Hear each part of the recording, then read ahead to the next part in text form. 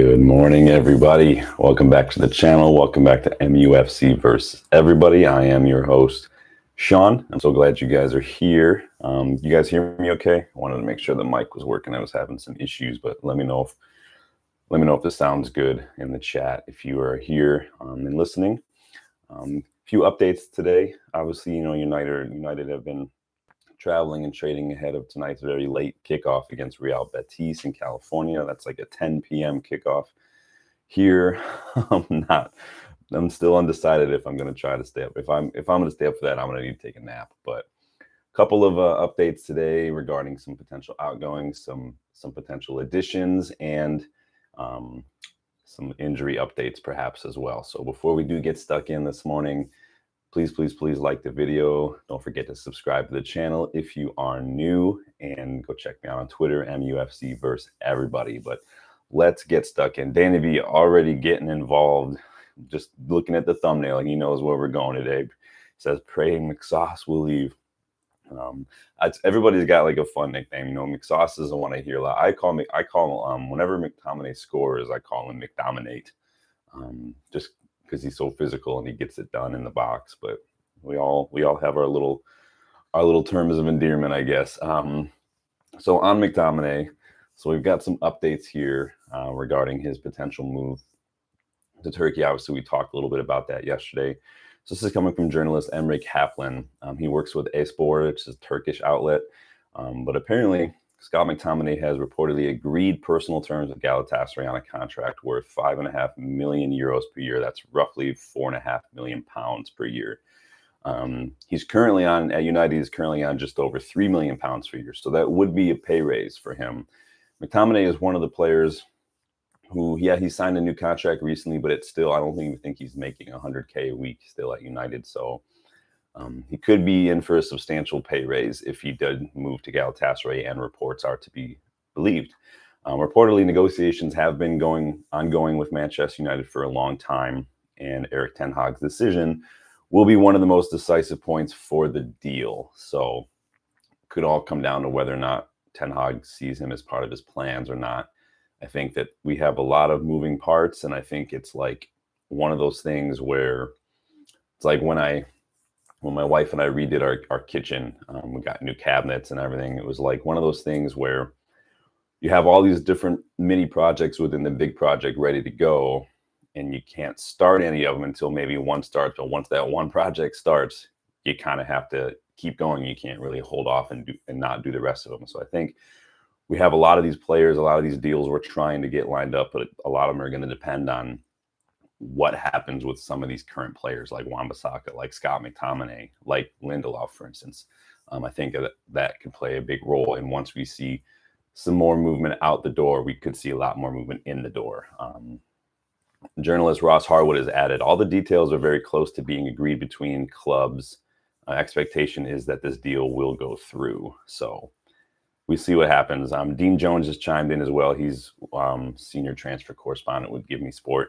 He actually had a little more to add on Fulham, their interest in Scott McTominay. He says Fulham only want to pay a maximum of 30 million to sign Scott McTominay from Manchester United. So sounds like, like we spoke about the other day, could be McTominay out the door for 30 million. We spoke yesterday again about that interest.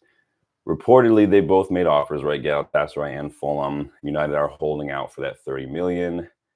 Graham Bailey also chimed in. He said that reports that the fact that United have to sell players, again, like I was just saying, has also making Fulham believe they can get McTominay for cheaper than what maybe we may be holding out for. So kind of the way we're doing with maybe PSG and their pressure they have when they sign Neves to sell Ugarte, could be Fulham could kind of be doing that with us. Although Fulham did just spend a bit on Emil Smith-Rowe, so you never know. But sounds like it's a very real possibility McTominay could be leaving Manchester United. Almost could be the end of an era. He's been here for a while, obviously an academy graduate, obviously a big part of the first team for the last, 6-7 years now. He's not young. He's 26, 27-ish. And so at this age, his role in a club needs to really be defined. Are you going to be the squad player, or are you going to be able to go someplace where you're going to be in the starting 11 week in, week out? I think that this summer could be very decisive for McTominay's career in general, not just his United career. So we'll see what happens. We'll keep an eye on that one. Bit of fun news. So obviously since Ineos have come in and everything, we've been, and not just that since then, because we've been doing this for a while, but we've seen a lot of links coming in the last year or so with a lot of very young teenage talent throughout football. We're linked with that Boca Juniors center back Anselmino. We were linked with like guys like Pafundi, Kendry Paez, everything. We're linked with a lot of young players. Naipan at Rosenborg, I think, is where he plays. Danny B. Hannibal to Celtic could be on 10 to 15 million, could be good. Yeah, I read a little bit about that. I hadn't seen a whole lot more details popping up about it, so I didn't want to dive in too deeply. And usually if I see something and I don't see a whole lot of reputable sources attached to it, I'll keep it in the back burner, but I'll hold off until I see a little bit more legitimacy. But I did see that. We know Rangers were interested in him as well. He could probably do really well over in the Scottish League, I think. Plus, it's European football as well, so could be good for him. But on the young talent, as the thumbnail implies, not only are we set to sign Chibo Obi Martin, but we've also reportedly reached a full agreement to sign 16-year-old winger Samuel Lusele from Crystal Palace. Young, like I said, 16-year-old winger, Slovakian, comes very highly rated. I was watching a couple clips of him. He reminds me a lot of like a young Rashford on the ball. Very just fast, gets his head down, gets forward. KD, good morning, my friend. How are you? Galatasaray TV, McTominay agreed to Galatasaray. That is the reports coming out from Emre Kaplan, and a couple other journalists have kind of chimed in as well. So that is the report that we're seeing. They've offered him a bit more than what United pay him in terms of wages and things. So we'll see. But United look like they're going to sign 16-year-old winger Samuel Lusele, Crystal Palace. We saw yesterday as well that we're pretty much wrapped up the signing of Chido Obi Martin, that 16-year-old striker, part of Arsenal's academy, recently left as a free agent, turned down that new contract to join us. Ruud van Nistelrooy reportedly very influential in that deal getting done. Apparently, this Obi Martin kid is legit. Again, like I said yesterday, I'm not going to pretend like I know more than what I've read recently or the few clips I've seen, because I don't follow Arsenal's academy, so I will not have seen him. But I'm looking up just some of the things. Apparently he scored like 10 goals in one game against Liverpool's academy. Good, tall, 6'2", I think. Good dribbler. Has watched him on the ball. He's a good dribbler. Just powerful. I've also read some rumors that he's so good and he's so highly rated, and we think so highly of him, that he will be in the first team plans next season, almost as a third striker option. That's coming from Fabrizio Romano, actually. So again, I don't know much about him. Let me know if you know more about Obi Martin than I do. Danny B, 16-year-old we should be buying is Franco Mastantuono and Ibn Subiabre at River Plate. It sounds like you got the South American connection going on over there, Danny. I don't get to watch a lot of the South American League. I think I can only watch like Boca and like the Premier Liga, but let me know more about them. I'll keep those guys in mind, and I'll go look them up a little bit later on. But I do like that we're kind of working on getting these young players in, and it sounds like some of the young players that we're getting in, some of these teenagers that we're targeting, are like Obi Martin, kind of first team ready in some ways, at least rotation up. And it sounds like Obi Martin, if these reports be to believe, has kind of jumped ahead of Ethan Wheatley. Some people have already been saying like he's better than Ethan Wheatley, and he's 2 years younger. So like we were saying yesterday, maybe Ethan Wheatley is ready for a loan. I don't know. Yeah, I don't get being Danny. Sorry to say. I don't have cable. I have a lot of apps, like streaming apps, so I don't actually have cable.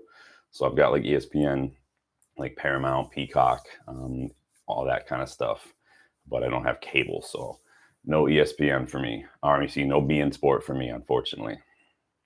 But on the teenagers, so while we're talking about teenage talent, and obviously United have that great academy record, for whatever 80 some odd years.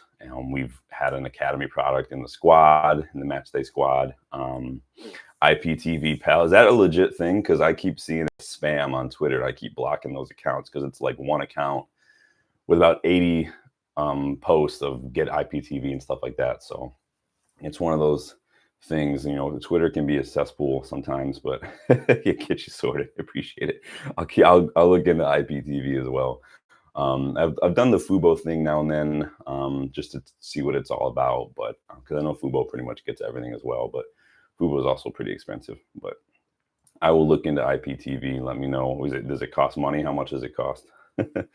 But I did see a little image, a graphic yesterday regarding, as we're talking about teenage talent, the total minutes played by teenagers in the Premier League last season. This is last season. United are actually ranked number 2.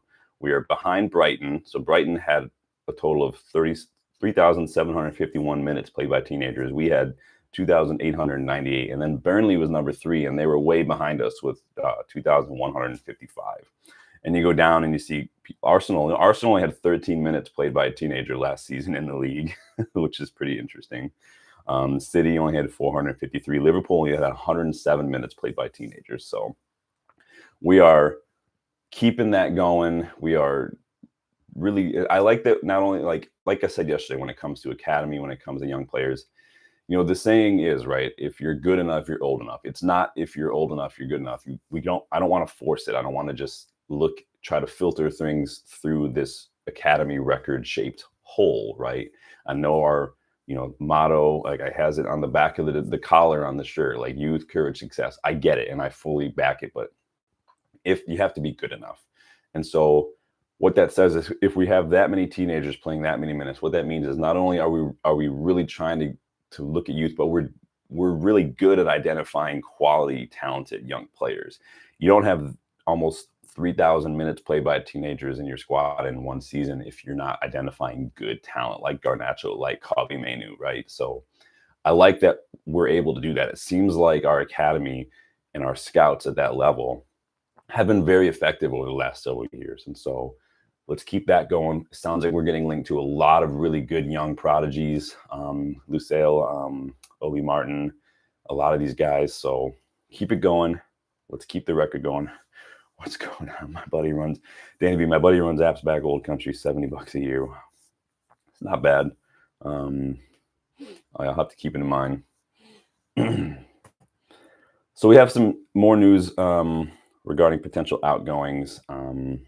We talked about McTominay, right? Potentially Wan-Bissaka. Looks like that could be wrapped up soon. I did see an interesting tidbit about a recently released United player. So normally I wouldn't talk a whole lot about players who don't play for us anymore. Like I don't talk a whole lot about David De Gea, Pogba. Like I don't talk a whole lot about these guys. Like Lingard. I don't even know where Lingard is these days. I think he's in South Korea.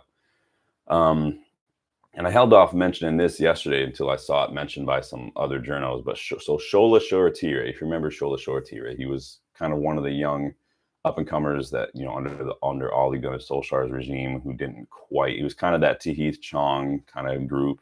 But he recently left United as a free agent, and he's now joined Greek side PAOK. I'm not going to try to pronounce the whole thing. He flew in yesterday for that confirmed. Now I know you're like, why do I care? Well, I mentioned it because I thought it was interesting that United actually received $500,000 in compensation for that transfer, basically for PAOK signing him as a free agent. And that is based on the fact that we trained, like they call it training compensation. So we got paid $500,000 for basically raising him through the academy and developing him as a player. So that's coming from Simon Peach. So it was interesting that we got that. So, a lot of people have been critical of how little we're selling some of these young players for, like Iqbal last season, some of these guys. But we have really big sell-on clauses in a lot of these deals, and we have a lot of built-in add-ons in a lot of these deals. And so getting $500,000 for Shoretire, who left for free, is not a bad deal at all. So KD, I love the development of our academy and the incomings to bolster it after some leave on promotion loan. We will have a good conveyor belt of talent. Yeah, there's nothing wrong. You identify a lot of talent. You start to develop and bring them through. And the ones who are good enough will stick around. And the ones who aren't won't. And it sounds like we're getting some money from some of these players too. So it's not a bad deal. It's like it's like if you're playing FC24, right? And you're doing the youth scouting. I do the youth. I always sign like 3 good youth scouts.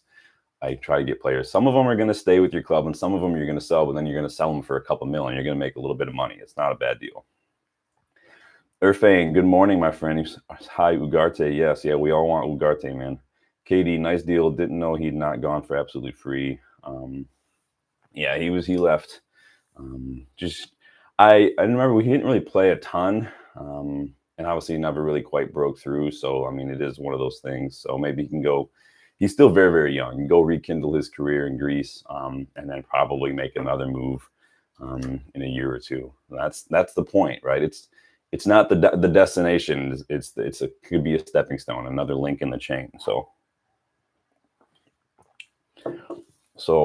I wanted to chat a little bit about Lenny Euro. Like I said, it's not going to be a long video today. There's not a ton of news. Obviously, things tend to go quiet as we're prepping for a match day.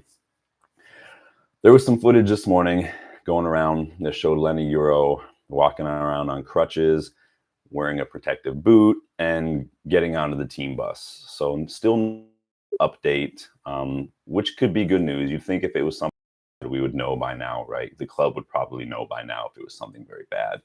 I'd imagine that you'd want to find out very soon what was going on. So in my opinion, it doesn't look as bad as maybe we initially feared, but I'm not a doctor, so I'm not going to throw out a medical opinion. And I only say that because, he's still with the squad. He's still in the U.S. He's walking around on his own with crutches. He's not in a wheelchair. No one's helping him. He's walking on his own. And I feel like if it were serious, he'd be back in England. He'd probably be getting surgery. He wouldn't be getting onto a bus. The footage literally shows him getting onto the bus. Like the buses have a lot of steps. Like if it was that bad, if it was that big of a worry, you wouldn't be just doing that on your own. I mean, when I tore my ligament in my foot the other month, they wanted me to be on crutches. I was getting wheeled around the doctor's office in a wheelchair. They didn't want me walking. And so I'm not saying, again, I'm not a doctor. I'm not saying there's nothing bad. I'm just saying, let's not automatically assume the worst. And again, I'm trying to be optimistic, trying not to just, anxiety tends to take all the possibilities and whittle down to like the one worst one. And then anxiety tells you that's the one that's going to happen. So let's try not to give into that. We did see Kabi Manu kind of doing the same thing last summer when he was out for a while. But then again, we also saw Bruno doing the same thing last season too. And even when he was injured, he was only out for a couple games. And so could go either way. Again, not trying to get anyone's hopes up regarding Lenny Euro, but I'm just saying we don't know anything yet.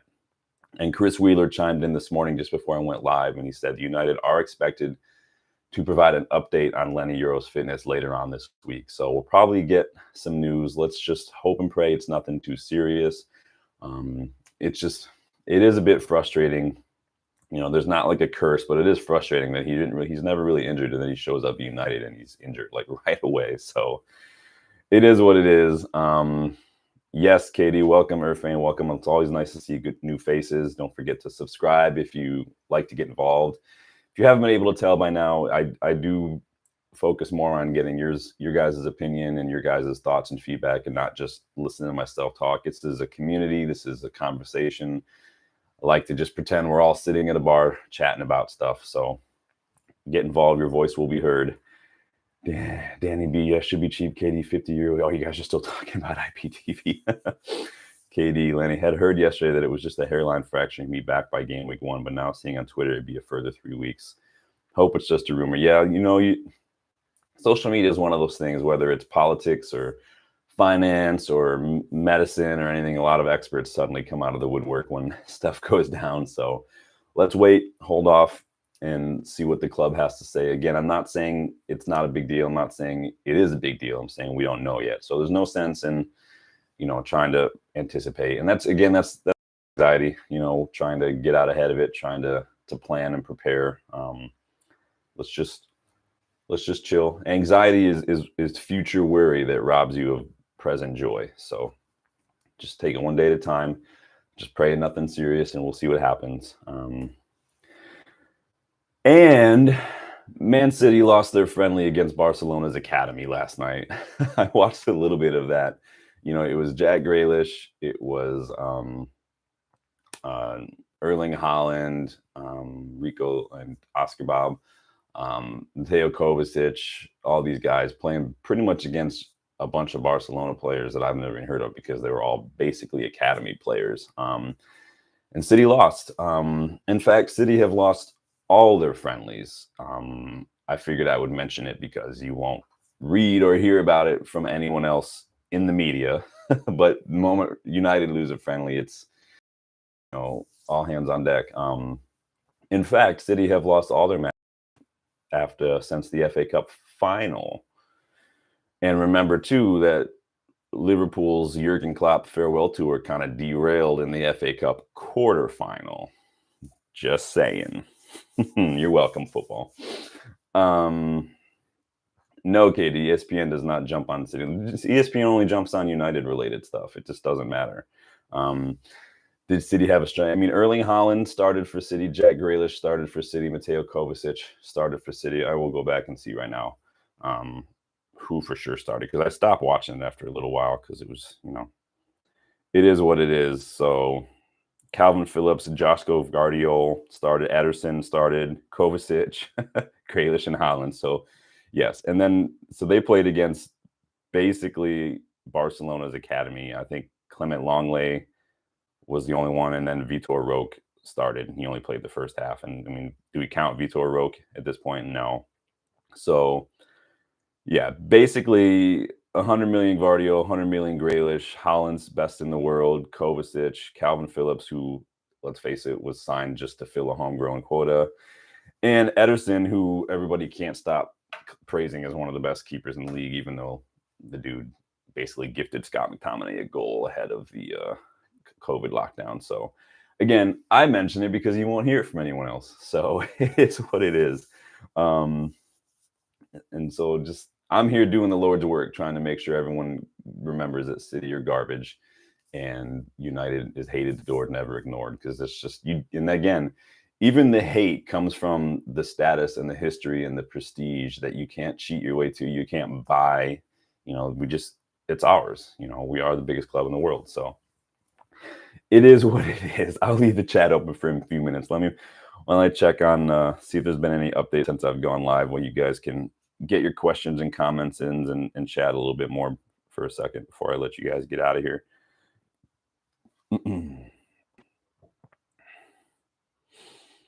So the report is coming from Academy Scoop that we actually beat Dortmund, Arsenal, and Chelsea for the signing of Samuel Luseli from Crystal Palace. So again, and we've seen that from a couple different players now. The same with Obi Martin. Obi Martin reportedly rejected some better offers from clubs in Germany to join our project and what we're doing and what we're working on and what the plan is. And that's good. That's promising. That lets me know that we are cooking something behind the scenes. What are we telling these young players? What are we telling, their families, their agents, all that stuff. Those are the people you really have to convince, not just the player themselves. So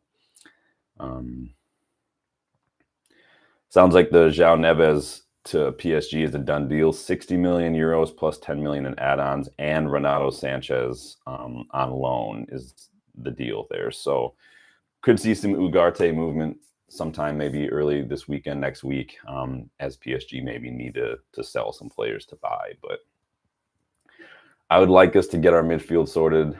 Sounds like maybe McTominay could be going, like we've been speaking about today. Ugarte will be a good fit. Rabiot will be a good fit. A lot of players could come in and be Amrabat. I think I would take Amrabat over McTominay these days. But let me know your thoughts on that. Katie, you going to switch Foden to Son on my FPL, given that info? Yeah. Jack Grealish, man, that's got to be one of the biggest flops I've ever seen in my life. 3 years now at City. He had his second year there was decent, right? His first season with City, he was outscored by Fred. Last season, they bought Doku, and Grealish didn't play as much. I mean, the guy that's 100 million pounds wasted. I was watching some highlights from this season as well, and so many expensive players just haven't done well. Like Caicedo was at fault for a big error that led to us scoring against Chelsea earlier this year. Gvardiol, obviously 100 million, halfway responsible for that, Garnacho's opening goal in the FA Cup final. it's not great. People like to big up their players. I saw someone bigging up, maybe who was it? Was it the Athletic or somebody, some like official news outlet bigging up Odegaard's numbers, and his numbers over 2 seasons or something since he was made captain are nowhere near some of what Bruno's numbers are in one season. Like Arsenal keep trying, bless them, but it's just it is what it is. Yeah, 100 million tag to boot. Yeah, Katie. Danny B. Phillips, I think, is actually worse than McTominay. I think Phillips never should have gone to City. Just like Mateus Nunes, like people forget they signed Mateus Nunes when Kevin De Bruyne went down injured earlier last season. Because when you're at City, you can do that, and that's the blank check that you get when you're at City and when you're a manager there. How many minutes has Mateus Nunes gotten at City since leaving Wolves? He'll collect the Premier League winning medal maybe, depending on how many minutes. But I mean, it's not like he had any part to play in that. So it's just same with Calvin Phillips during the treble. Like it's sad. I mean, and that's the thing. Like there are some players like that who go and are happy just to sit on the bench and collect a paycheck. But I mean, maybe. And it's easy to speculate and criticize that coming from this angle because who knows what anybody else would do in that situation. But I'd like to think that if I were a professional footballer, I'd actually want to play. And so it is what it is. I think when Delph left, they needed another English player, and they got Calvin Phillips. And it's funny too because Ten Hag has actually criticized Calvin Phillips for being overweight and stuff, and I'm not Ten Hag, Pep, but nobody calls Pep a bully, kind of a thing. So again, hated, adored, never ignored. Everybody's twerking for City, everybody's twerking for Liverpool, everybody's twerking for Arsenal, but Ten Hag has done more in his first 2 seasons than Pep has, than Klopp has, than Arteta has. And so I'll let you guys be the judge of that. But on that note, that is going to wrap it up for me. Not a whole lot to chat about today. Obviously, it's usually pretty slow news day ahead of kickoff, even in a friendly. So let's keep our eyes peeled for any Lenny Yoro news later on this week. Hopefully it's not anything severe and it's just maybe a couple weeks at most, but it's probably going to be towards the end of the month, next month probably, that we're going to see that back. So hopefully we'll see. And yeah, Danny, cheers. I mean, maybe see you guys later if anything does pop up. I might be taking a nap if I decide to watch that match because it's going to be a late one. But yes, if anything does pop up, any breaking news, any here we goes, any big updates, I will be here to get your thoughts, and share a little bit of what I think. So KD, Danny, who else do we have out here today? Irfane and Galatasaray TV. Good to see everybody in the chat today getting involved. I will let you guys get to it. Don't forget to like on the video. Don't forget to subscribe to the channel if you are new as well. Helps the channel grow, helps the community grow, helps get more people involved. And I will see you guys on the next one. Enjoy the rest of your day. Later.